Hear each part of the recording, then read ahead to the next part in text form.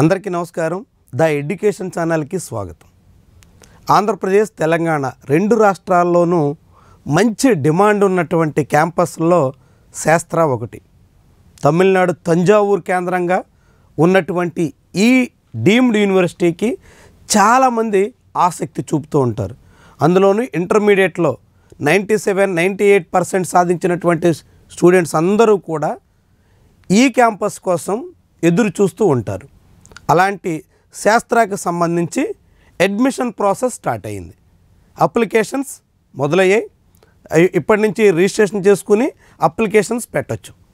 ఈ అప్లికేషన్స్ పెట్టినప్పుడు చాలామంది చాలా డౌట్స్ని అడుగుతున్నారు. మాకు 970 మార్క్స్ వచ్చినాయి, 960 మార్క్స్ వచ్చినాయి, మేము జేఈ మెయిన్స్ రాయలేదు, లేదంటే జేఈ మెయిన్స్ స్కోర్ తక్కువ ఉంది, మేము ఏం చెయ్యాలి, మాకు సీట్ వస్తుందా రాదా, ఇట్లా చాలా సందేహాలు వ్యక్తం చేస్తున్నారు.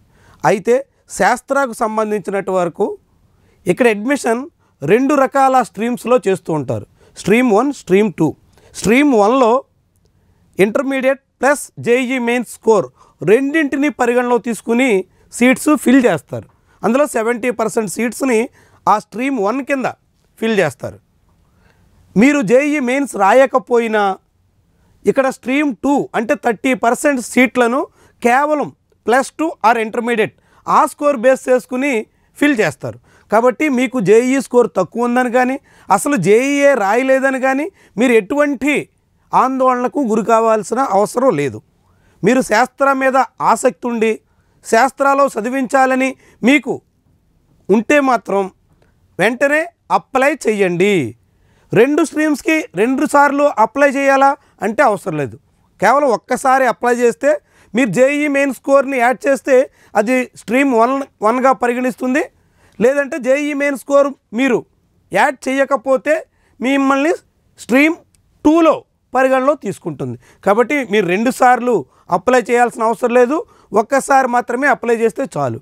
ఇక చాలామంది మాకు 970 వచ్చే సిఎస్సి వస్తుందా, లేదంటే సిఎస్సి రిలేటెడ్ బ్రాంచెస్ వస్తాయా అన్నదే డౌటు.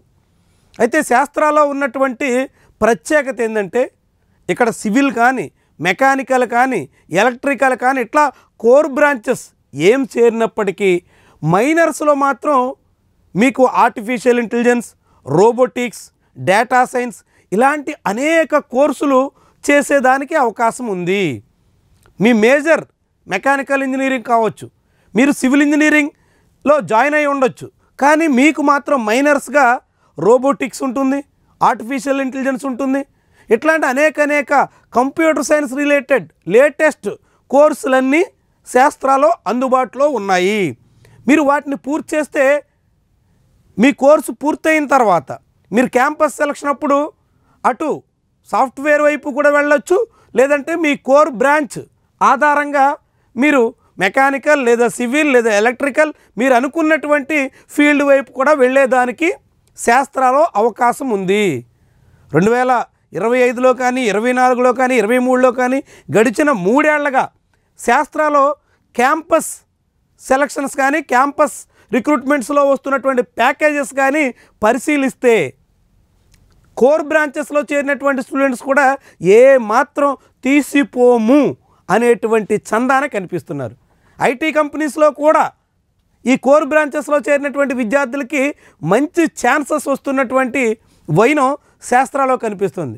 కాబట్టి మీకు మీ స్కోర్కి ఏ బ్రాంచ్ వస్తుంది అన్న దాంతో కలవరపడకుండా ఉంటుంది. వాస్తవంగా సిఎస్సి అసలైన కంప్యూటర్ సైన్స్ బ్రాంచ్ చేరిన దానికి మీరు మెకానికల్, సివిల్ లాంటివి చేరి అందులో కంప్యూటర్ సైన్స్ రిలేటెడ్ కోర్సులు చేసిన దానికి చాలా వైరుధ్యం ఉంటుంది. ఆ సర్టిఫికేట్ వాల్యూ వేరుగా ఉంటుంది. ఎంత ఉన్నప్పటికీ కూడా ఇక్కడ ఉన్నటువంటి అవకాశాల రీత్యా కొంతవరకు ఉపయోగం.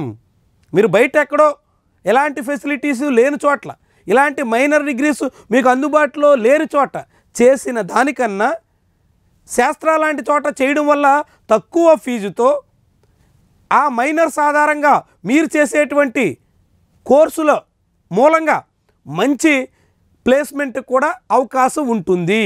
ఇది మాత్రం గుర్తుపెట్టుకోండి. ఇక అప్లికేషన్ సంబంధించి అప్లికేషన్ పూర్తి చేస్తున్నప్పుడు అనేక వివరాలు అడుగుతారు. అందులో ప్రధానంగా 10th ఇంటర్మీడియట్ మార్క్ లిస్టు ప్రధానంగా ప్రొడ్యూస్ చేయాల్సి ఉంటుంది. అదేవిధంగా JEE mains admit card, score card రెండింటినీ ప్రొడ్యూస్ చేయాల్సి ఉంటుంది. దాంతోపాటుగా క్యాస్ట్ ఏమన్నా ఉంటే ఆ క్యాస్ట్ సర్టిఫికెట్ను కూడా అందించాల్సి ఉంటుంది. ఇలాంటి వివరాలు, ఈ సర్టిఫికెట్స్ మాత్రం ఖచ్చితంగా మీరు ప్రొడ్యూస్ చేయాలి. వాటితో పాటుగా మీరు అప్లికేషన్ పూర్తి చేస్తున్నప్పుడు ఆప్షన్స్ మాత్రం మస్ట్ అండ్ షుడ్గా అందరూ ఇవ్వాల్సి ఉంటుంది. మేము కంప్యూటర్ సైన్స్ మాత్రమే కోరుకుంటున్నాం కదా, కంప్యూటర్ సైన్స్ ఆప్షన్ ఒకటే పెడితే చాలు కదా అని అనుకుంటే ఇక్కడ అప్లై చేస్తున్నప్పుడు మీకు అప్లికేషన్ ప్రాసెస్ పూర్తి కాదు. మీరు అప్లై చేసినప్పుడు మీ అప్లికేషన్ పూర్తిగా కంప్లీట్ కావాలంటే మొత్తం 26 రకాల బ్రాంచెస్కి, 26 రకాల కోర్సులకి మీరు ఆప్షన్స్ ఇవ్వాలి. అమ్మో 26 ఏంటి, అందులో 26లో మాకు అవసరం లేనటువంటి ఉంటాయి కదా, అవన్నీ ఎట్లా అనేటువంటి కంగారు మీకు అవసరం లేదు. ఎందుకంటే మీరు ఆప్షన్స్ ఇచ్చినప్పుడే మీ టాప్ ప్రయారిటీస్, ముఖ్యంగా మీరు కంప్యూటర్ సైన్స్ మాత్రమే అక్కడ కోరుకుంటే computer science engineering option number 1లో ఉంచాలి. కంప్యూటర్ సైన్స్తో పాటు ఆ తర్వాత ఉన్నటువంటి ఆర్టిఫిషియల్ ఇంటెలిజెన్స్ అండ్ రోబోటిక్స్ ఉంది, మేము దానికి కూడా ఆప్షన్ ఇస్తాం అనుకుంటే అది కూడా సెకండ్ ప్లేస్లో. దీంతోపాటు రోబోటిక్స్ కూడా ఉన్నది కాబట్టి, డేటా సైన్స్ కూడా ఉంది కాబట్టి వాటిలో కూడా మనం ఆప్షన్స్ ఇద్దాం అనుకుంటే అట్లా ఆప్షన్స్ ఇవ్వడం. ఆ తర్వాత మీకు ప్రాధాన్యతను బట్టి వరుసగా ఒక్కొక్కటి మొత్తం 26 ఆప్షన్స్ మాత్రం ఖచ్చితంగా ఇవ్వాలి. లేదంటే మీ అప్లికేషన్ ప్రాసెస్ పూర్తి అయినట్టు కాదు. ఇది గమనంలో పెట్టుకోండి. అలా అని మీకు ఎక్కడో చివరిలో ఒక బ్రాంచ్ వస్తే అది మీకు అవసరం లేదు కదా, అప్పుడు ఏం చేయాలంటే మీరు జాయిన్ కాకపోయినా పర్లా, ఫస్ట్, సెకండ్, థర్డ్ రౌండ్స్ కూడా ఉంటాయి. ఫస్ట్ రౌండ్ జూన్ ఆఖరిలో కానీ జూలై ఫస్ట్ వీక్లో కానీ ఉంటుంది. ఆగస్టులో ఎట్లానూ క్లాసులు స్టార్ట్ అవుతాయి కాబట్టి జూలైలోనే దాదాపుగా ఈ లిస్టులో వెల్లడి ప్రాసెస్ మాత్రం జరుగుతుంది. కాబట్టి ఎవరు ఏదో బ్రాంచ్ వచ్చేస్తుంది కదా, మేము 26 ఇస్తే అది మాకు అవసరం లేదు కదా అనుకునేటువంటి కంగారు పడాల్సిన చింత లేదు. ఎందుకంటే మీకు అవసరం లేనటువంటి బ్రాంచ్ వచ్చినప్పుడు మీరు చేరడం మానేస్తారు. కానీ ఆప్షన్స్లో మాత్రం మీ టాప్ ప్రయారిటీ మొదట పెట్టడం మర్చిపోకండి. ఏదో పెట్టి 26 పూర్తి చేయమన్నారు కదా అని టాప్లో వేరొకటి పెట్టి అది వచ్చింది కాబట్టి మేము అయినా మాకు ఇంట్రెస్ట్ లేదు అనుకునే బదులు మీరు అప్లికేషన్ పూర్తి చేసినప్పుడే మీకు కావలసినటువంటి బ్రాంచెస్ టాప్ 1, 2, 3 లిస్ట్గా పెట్టుకోండి. ఆ 1, 2, 3ని మొదట్లో పెట్టండి. ఒకవేళ 1, 2, 3 కూడా అవసరం లేదనుకుంటే 1 మాత్రమే పెట్టండి.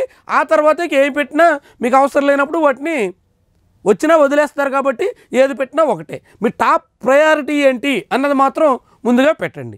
దీంతోపాటుగా ఈ శాస్త్రానికి సంబంధించి మీరు అప్లికేషన్ పూర్తి చేసినప్పుడు మీరు రిజిస్ట్రేషన్ ఫీజు చెల్లించినప్పటికీ అది పూర్తిగా మీరు రిజిస్ట్రేషన్ ఫీజు చెల్లించారు అనే కన్ఫర్మేషన్ కూడా వచ్చేదానికి కొంత టైం పడుతుంది. కొందరికైతే 1, 2, 3 రోజులు కూడా పడుతుందని అడ్మిషన్ సంబంధించినటువంటి ఇన్ఛార్జెస్ చెప్తున్నారు.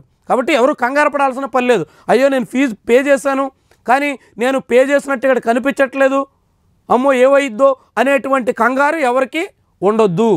ఎందుకంటే అక్కడ అప్డేట్ కావడానికి 1, 2 రోజులు పడుతుంది, కొంత టైం తీసుకుంటుందని వాళ్ళే అధికారికంగా చెప్తున్నారు. కాబట్టి మీరు ఫీజు పే చేసిన తర్వాత కూడా మీరు పే అయినట్టుగా అప్డేటెడ్గా అక్కడ మీకు రాకపోతే సిస్టంలో మీరు ఎటువంటి కంగారు పడకుండా మీరు ప్రాసెస్ కంప్లీట్ చేయండి, అప్లికేషన్ సబ్మిట్ చేయండి. ఆ తర్వాత మీకు అఫీషియల్గా 1-2 రోజుల్లో కన్ఫర్మేషన్ ఉంటుంది.